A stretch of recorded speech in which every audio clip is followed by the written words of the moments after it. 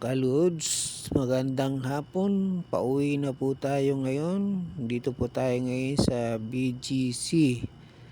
Ayan po, binabaybay po natin yung kabaan ng kalsadang ito. Ito po napapansin nyo sa bandang kanan. Yan po yung Grand Hyatt. Sa bandang kaliwa ay Michikoshi po yan.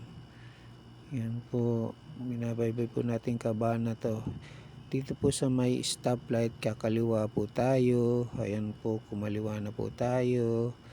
Dire-diretso lang po. Dadaanan po natin yung tulay na nag-uugnay ng BGC at Mandaluyong. Medyo mahaba-haba po to, yung tulay na to. Dito po medyo mabilis po ang way ko rito compare po dun sa EDSA. Kasi dito, pag dito ako po dumaan, mga wala pang alas 6 po, nasa Ortigas na po ako. Pero pag sa EDSA po ako dumaan, alas 6 po, nasa ano pa lang po ako, nasa Guadalupe po. Yung tulay pa lang po, paahon papuntang Pioneer Robinson. Alas 6 na po yun. Dito po alas 6, nasa Santulan na po ako siguro. Ganun. Mas mahirap kasi duman dun sa EDSA, sobrang traffic na po, sobrang dami na sasakyan. Kahit motor ka, hindi ka na nga po dun makasingit eh.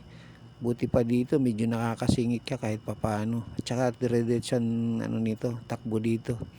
Ang traffic lang talaga dito, yun yung dun sa may bago umakyat ng tulay, kasi yung mga ilalim na dun nagkukumpul-kumpul lahat. Pero yung paakyat, hindi naman masyado. Medyo mabilis lang pag nakakyat ka na. Ayan po, dire-diretso pa tayo ngayon. Tsaka wala masyadong traffic ngayon kasi nga walang pasok yung government. Tapos yung estudyante din, wala din. Ayan po, kaya ganito po yung daan ngayon. Dire-diretso lang. Medyo maluwag. Ngayon, pag may pasok naman talaga lahat, hindi naman ganito din ka-traffic din. Medyo maluwag din. Kaya lang nagkaka-traffic nga lang dito nga lang sa bandang kanto na to, kasi nga ito sa may stoplight dito may mga enforcer. Siyempre stop go ka rito. Minsan kung priority dito yung mahaba ang pila, yun yung pinauuna nila. So naiipon yung sasakyan. Kaya ang tendency yun, mabagal talaga. Pero pag nag-go naman, dire-diretso naman siya kasi medyo maluwag. Ayan po, binabayba natin kabahan na to. Ayan o. Dito sa may stop, may kanto rito rin eh. Yung kanto rito may mga enforcer. Ngayon, pag yung kakaliwa ka rito, yun yung papuntang Pioneer. Yun yung kung ilalim ka, tatawid ka ng kabilang sa may EDSA dito sa ang way niyan. Ayan o, yung dito sa kaliwa. Ngayon, ang gagawin natin, dire-diretso lang po tayo. Hindi ko alam kung anong kalsada to eh. Dito lang ako dumadaan eh. Pero yan, pag-aaralan natin. Kasi hindi pa naman ako masyado dito, masyadong daan, buwang linggo pa lang ata o buwan dumadaan ako dito. Hindi ko pa napapansin, basta alam ko lang yung daanan na to. Tinabaybay ko lang. Ngayon, ito po, binabay po natin. Sa bandang dulo po, kakaliwa naman po tayo.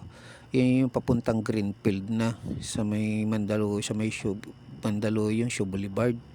Ngayon, pag kumanang ka dito, Pasig yata yun, pero hindi ko alam kung anong Pasig yan. Basta papuntang Pasig yan.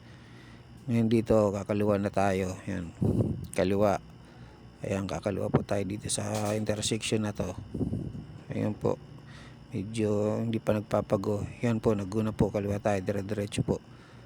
Ito yung binabaybay natin. Hindi ko alam kung anong street to eh. Pero ang tutumbukin mo nito sa may Greenfield, sa may Shoe Boulevard, Mandaluyong. Yun yung yung Y zone na Yamaha. Doon ho tayo yun yung pang lalabasan po natin. Ayun po, binabaybay po natin yung kabahan na to. Dire-diretso lang po. Ayan po, maluwag po ngayon kasi wala masyadong sasakyan. Tsaka malakas din ang ulan. Yun nga, maraming hindi mga pumasok. Ayan po, ayan, kabahan na to. Ayan. Medyo dahan-dahan mo tayo. May mga humps. Medyo mataas po. Delikado. Pag mabilis ka dito, pwedeng sumimplang ka rito. Yan muna. Naka-stop po tayo ngayon. Yan, naka-stop. Yan po, stop. Yan po. Yan po yung kasama ko nagpa-lock ng ano, ng box kasi naka-open. Ayan po, maguguna po.